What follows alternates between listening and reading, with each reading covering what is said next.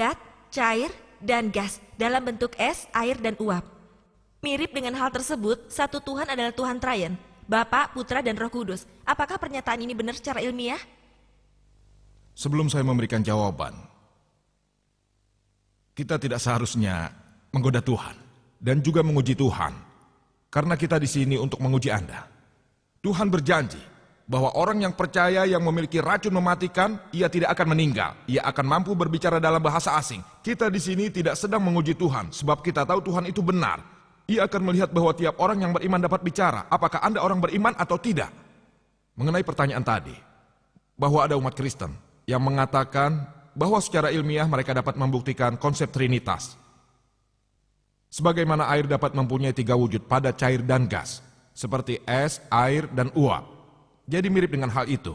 Kita tahu Tuhan dalam 3 bentuk, Bapa, Putra, dan Roh Kudus. Bagaimana menanggapinya? Apa hal ini secara ilmiah benar? Secara ilmiah saya sangat setuju bahwa air terdiri dari 3 bentuk, padat, cair, dan gas. Es, air, dan uap. Namun, secara ilmiah kita tahu bahwa komponen air tetaplah sama. H2O, 2 atom hidrogen dan 1 atom oksigen. Komponennya tetap sama. Unsur pokoknya sama, hanya bentuknya saja yang berubah. Tapi itu tidak masalah. Mari kita lihat konsep Trinitas, yaitu Bapa, Putra, dan Roh Kudus. Bentuk, mereka mengatakan perubahan bentuk. Demi untuk perdebatan kami setuju. Apa komponennya berubah? Tuhan dan Roh Kudus terbentuk dari roh. Makhluk hidup terdiri dari daging dan tulang.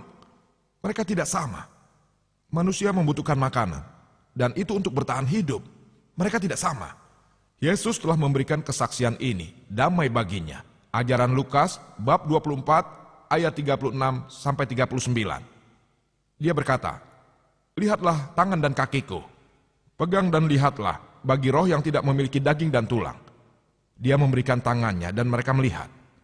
Kemudian mereka sangat gembira, dan dia berkata, "Apakah kamu punya daging untuk kau makan?"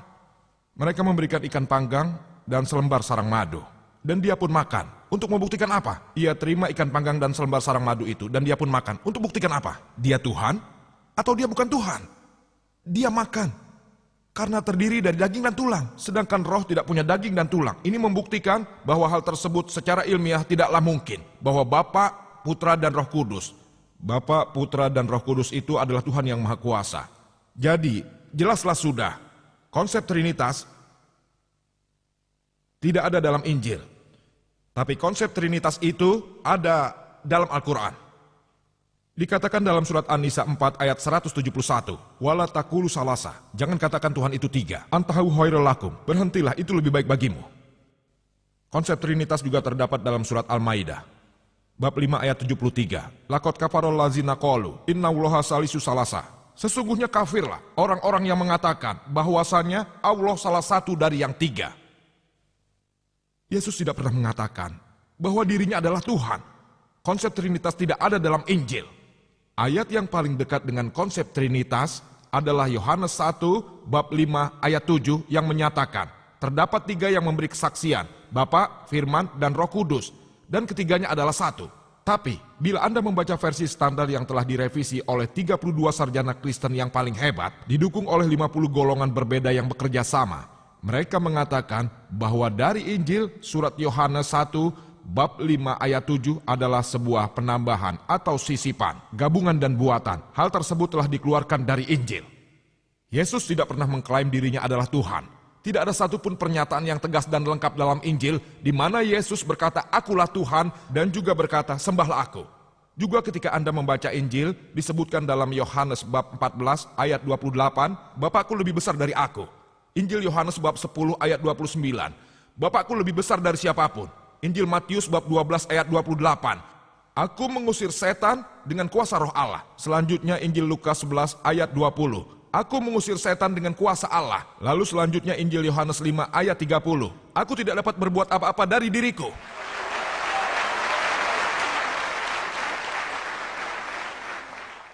Aku menghakimi sesuai yang kudengar dan penghakimanku adil. Sebab aku tidak menuruti kehendakku sendiri, melainkan kehendak Dia. Seseorang yang menyatakan hal itu berarti dia seorang Muslim.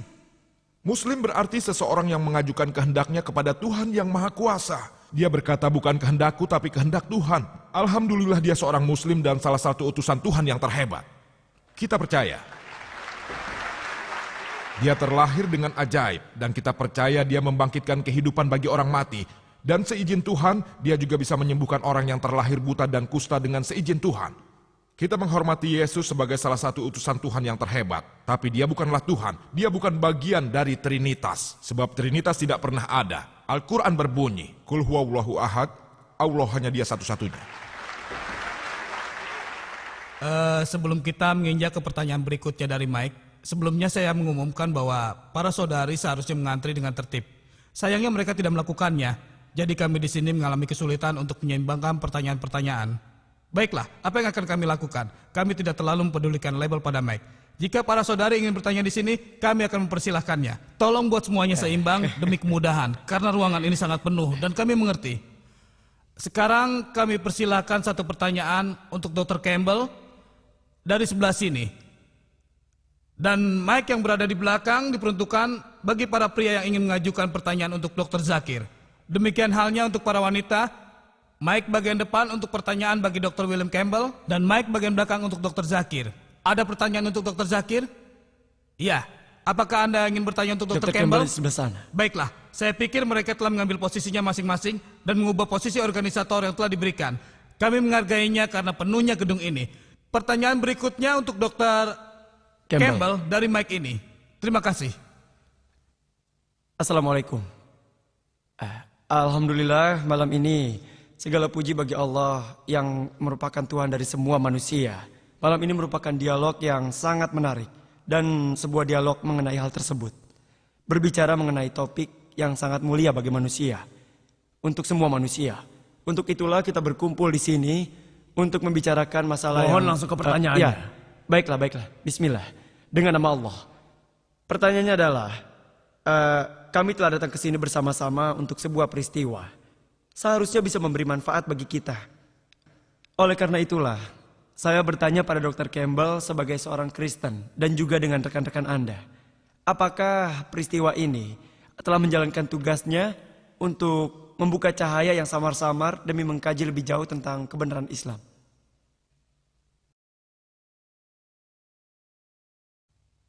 Saya pikir saya akan menggunakan pertanyaan terakhir untuk menjawab pertanyaan Anda.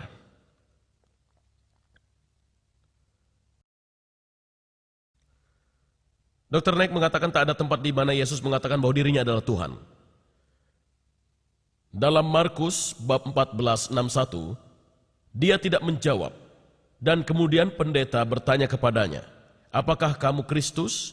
Kristus anak yang terpuji? Begitu? Dengan kata lain, apakah kamu Kristus anak Tuhan? Dan Yesus berkata, ya. Kemudian dia juga berkata, akulah anak Tuhan.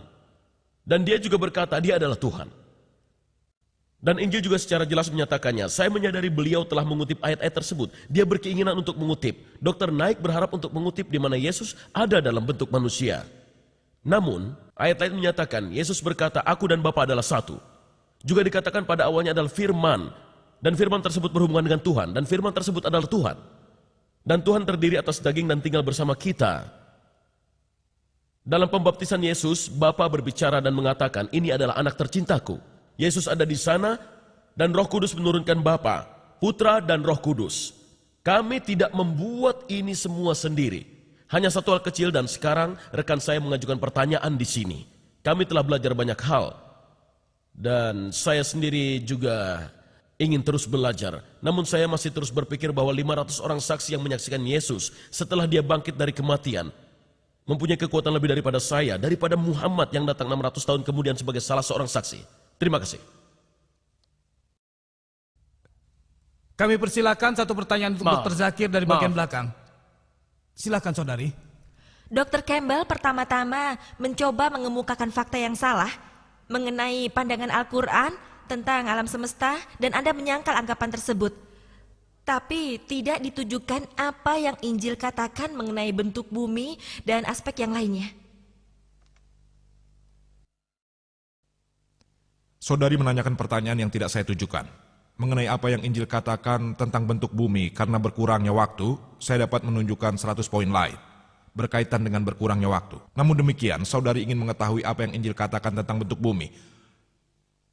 Hal ini disebutkan dalam Injil Matius bab